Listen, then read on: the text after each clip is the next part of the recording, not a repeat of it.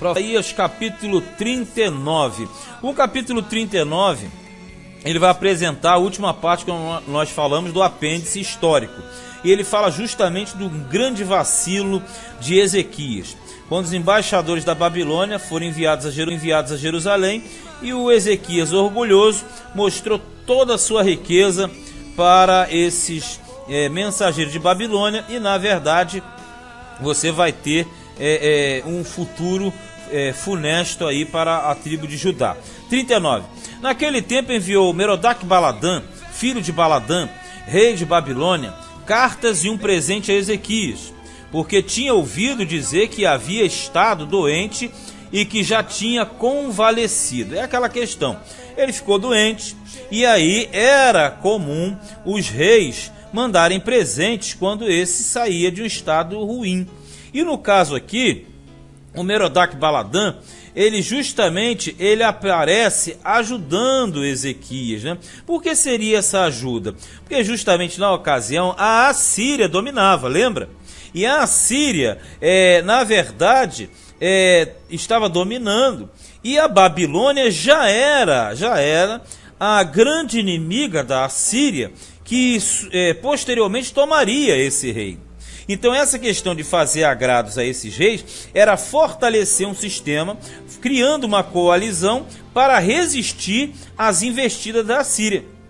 Então tudo isso aqui está acontecendo porque a Babilônia é interessante para ela fazer alianças. E Isaías aqui, na verdade, ele suspeita, né, que os reis estavam tramando algum complô contra o rei da Assíria. É o que nós verificamos aqui no versículo 2.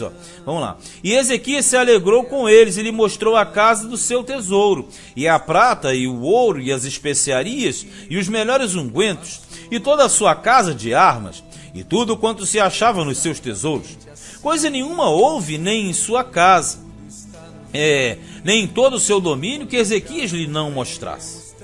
Então o profeta Isaías veio ao rei Ezequias e lhe disse: que foi que aqueles homens disseram, e de onde vieram a ti? E disse Ezequias: de uma terra remota, quer dizer, distante, vieram a mim da Babilônia. Quer dizer, no versículo 3, você verifica isso, o Isaías ele acha estranho. Ele está dizendo: peraí, mas de onde veio esses camaradas? Ele veio da Babilônia, uma terra distante. Porque aqui o Isaías já está suspeitando que eles estavam tramando algum complô contra a Assíria. E você já sabe que no capítulo anterior, que nós vimos a doença do Ezequias, e nós entendemos que era justamente erros políticos, e aqui reforça que mais uma vez ele está dando mole nessas questões. Olha no versículo 4. E disse ele: que foi que viram em tua casa? E disse Ezequias: viram tudo quanto há em minha casa? Coisa nenhuma há nos meus tesouros que eu deixasse de lhes mostrar. Então disse Isaías a Ezequias: ouve a palavra do Senhor dos Exércitos.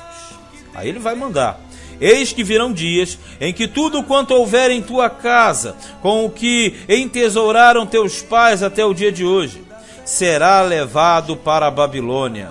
Não ficará coisa alguma, disse o Senhor. Moral da história, ele já está simplesmente falando que a Babilônia irá invadir Judá e fará tudo isso acontecer. E realmente, esses episódios aconteceram mais à frente, porque a Babilônia, antes de dominar todo o cenário mundial, eles chegaram também a invadir, sabia disso? Eles chegaram a invadir o próprio reino de Judá mais à frente, durante o reinado de Manassés, o próprio filho de Ezequias. Isso a gente vê lá no livro de Crônicas. Inclusive, ele foi em determinado momento até transportado em cativeiro, porque justamente essa questão dos cativeiros vão acontecer. Mas teve um período em que o próprio filho dele, Manassés, também foi acorrentado e levado em cativeiro. Depois ele orou e tal, se converteu, tem uma série de histórias e voltou. A moral da história, o Isaías está dizendo: olha, você não vai ver isso, mas vai acontecer na frente. Olha só aqui no 7.